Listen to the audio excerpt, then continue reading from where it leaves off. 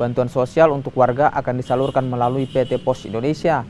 Sistem pembagian akan dilakukan dengan 2 cara, masing-masing melalui kantor lurah atau camat dan mendatangi rumah penerima manfaat terkhusus untuk disabilitas. Penerima bansos pun diminta menyiapkan KTP dan kartu keluarga sebagai syarat. Selain di Sulawesi, kantor regional 6 PT Pos Indonesia juga akan menyalurkan bantuan ke wilayah lain seperti Kalimantan, Maluku, dan juga Papua.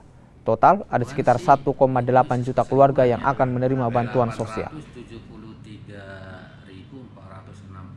Saat ini data ini sedang kita olah, sedang kita proses, karena kan di sana nanti ada proses pencetakan, kemudian pembuatan surat undangan untuk hadir gitu ya, dan juga persiapan pengantaran.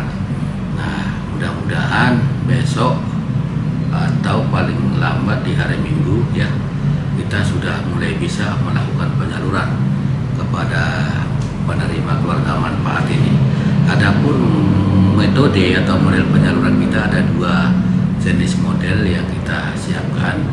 Yang pertama melakukan pembayaran di komunitas ya, di komunitas. Kemudian yang kedua pengantaran langsung